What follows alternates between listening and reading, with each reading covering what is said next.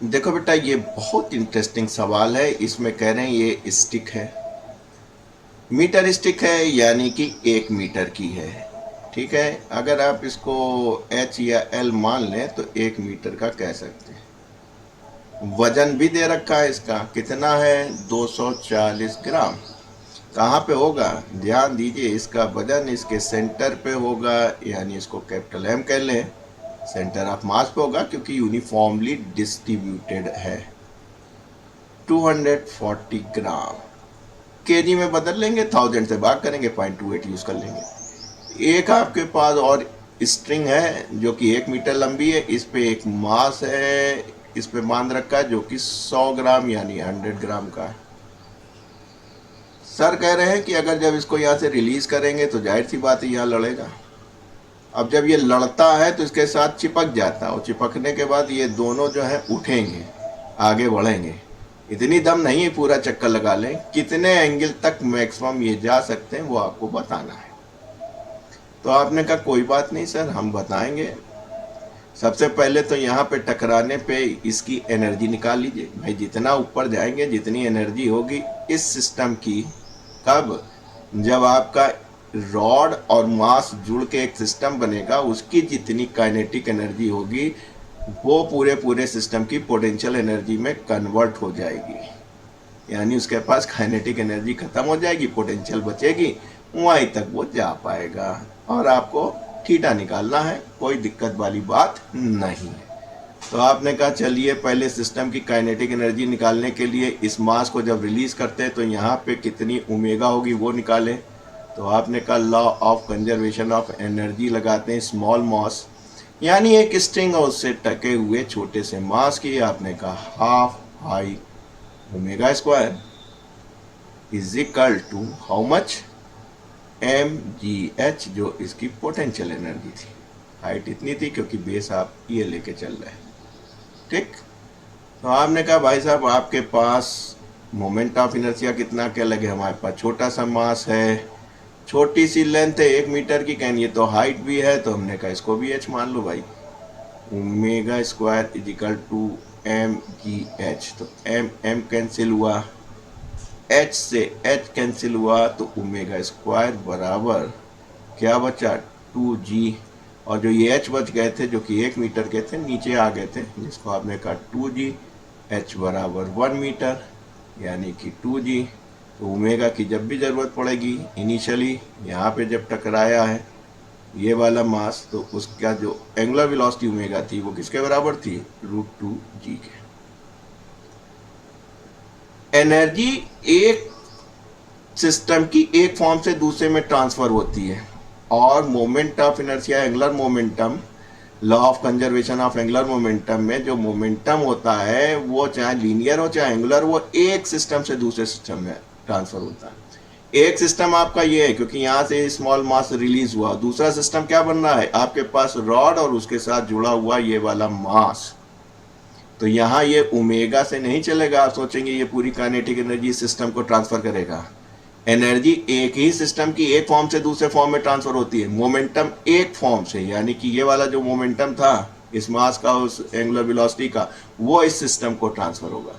तो आपने कहा ठीक है सर। हमने कहा law of conservation of angular momentum. मेरे इस स्टेटमेंट को ध्यान रखिएगा, एनर्जी एक सिस्टम की एक फॉर्म से दूसरे फॉर्म में ट्रांसफर होती है। एंगुलर मोमेंटम या लीनियर मोमेंटम एक सिस्टम का दूसरे सिस्टम से ट्रांसफर होता है। कौन से सिस्टम से आया था? स्मॉल एम से आया था, यानी कि जो I1 ओमेगा 1 आया था वो किस में ट्रांसफर हुआ? I2 omega 2। ध्यान दिए, I1 वाला यानी ये सिस्टम था, आपने कहा स्मॉल एम आया हमारे पास, और कितना था? कहने लगे लेंथ इतनी थी, ओमेगा 1 किसके बराबर था? यहाँ पे आपने कहा ओमेगा के बराबर था। कहीं I2 यानी अब कौन सिस्टम हो गया? एक ये सिस्टम।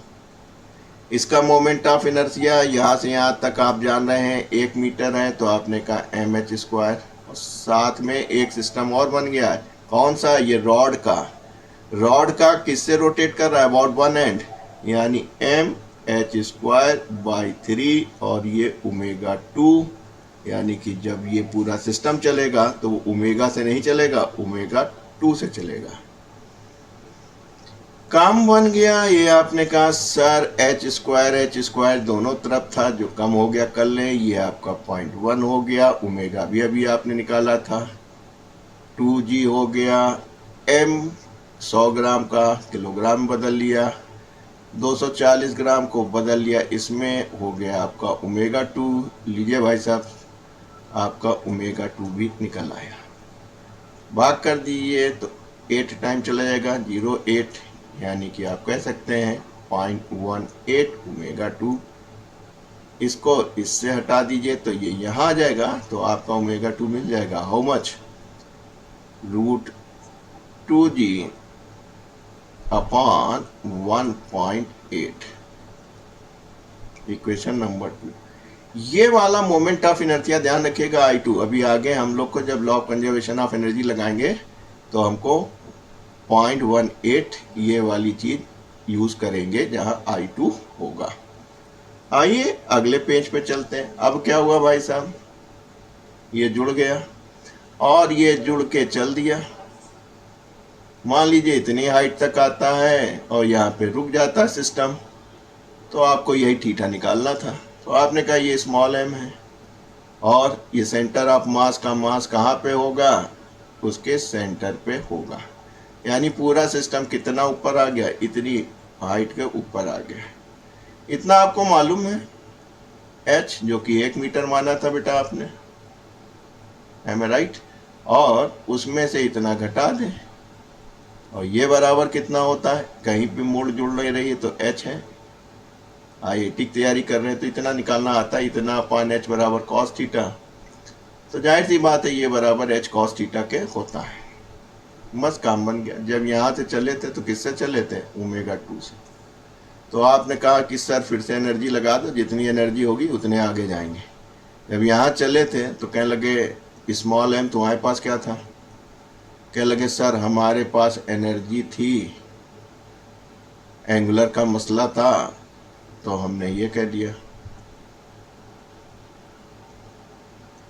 ठीक, कहीं भाई साहब आप रॉड, कहीं हाँ हम भी चल दिए थे। I2 ना लिखेगा ये तो कंफ्यूजन हो जाएगा।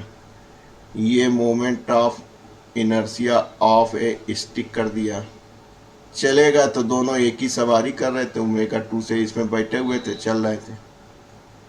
यहाँ पहुंचे तो पोटेंशियल एनर्जी में कन्वर्ट हुए।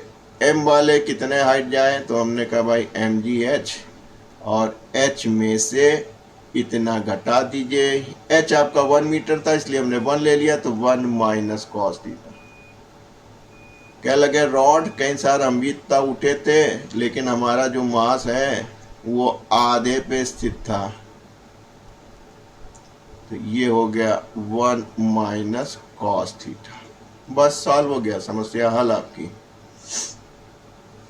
समस्या हल इसलिए हो गई कि आपने कहा, बल्कि आप इसको पूरा एक साथ लेके चले तो ज़्यादा बेहतर है। ये पूरा सिस्टम एक साथ चला था, तो आप चाहे तो अलग अलग ले सकते थे, नहीं तो एक साथ ले सकते थे इसको। आप कह सकते थे कि सर हमारा पूरा सिस्टम जो है I2 ओमेगा 2 स्क्वायर से चला था, इसीलिए हमने कहा था इसको अलग अलग ना करके I2 को ध्यान रखिएगा, क्योंकि ये और ये मिलके I2 बनाया था। बस काम बन गया। यहाँ देखिए 0.1g1 माइनस कॉस थीटा। यहाँ क्या हो गया बेटा, 240 ग्राम था, 24/2, हमें right, 1 minus cos theta. I2 मैंने आपसे कहा था याद रखिएगा, क्योंकि ये पूरा सिस्टम एक रॉड और ये मास दोनों चले थे तो दोनों की एनर्जी एक साथ ले ली।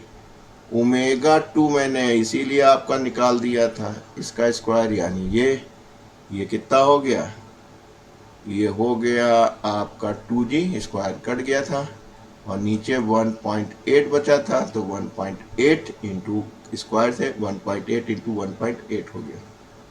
काम बन गया आपका। इससे ये उड़ा दीजिए, तो एक तो 18 ये गायब हो गया, दो गायब हो गया।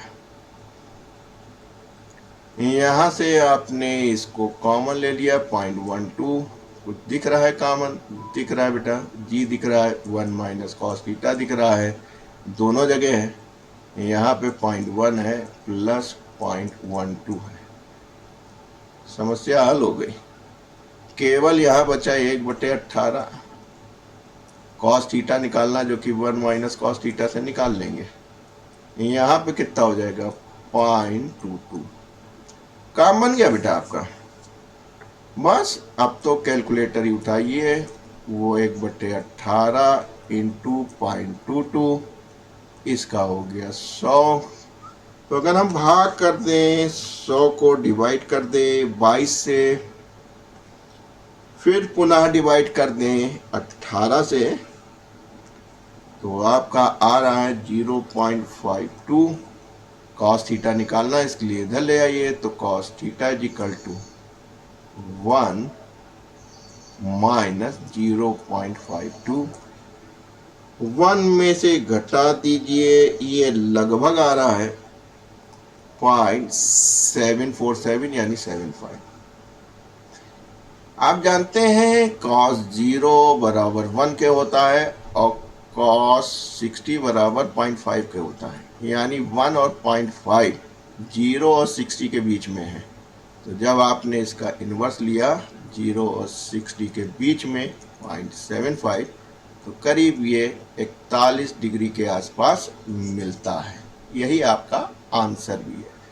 तो देखिए यहाँ पे आपने एनर्जी लगा के एनर्जी निकाली, उस एनर्जी से आपने क्या किया, ओमेगा निकाला, उसको एंगुलर मोमेंटम निकाला, कन्वर्ज करके आपने एक देखा कि किस सिस्टम से ये आगे बढ़े, और finally law of conservation of energy लगा के आपने सिस्टम में, और इस एंगल तक कहाँ तक जाएगा, जितनी काइनेटिक एनर्जी पोटेंशियल में चेंज हो गई, यानी वो रुक गया है, इसीलिए पूरी पोटेंशियल चेंज हो गई, लगा के आपने उसका एंगल निकाल लिया।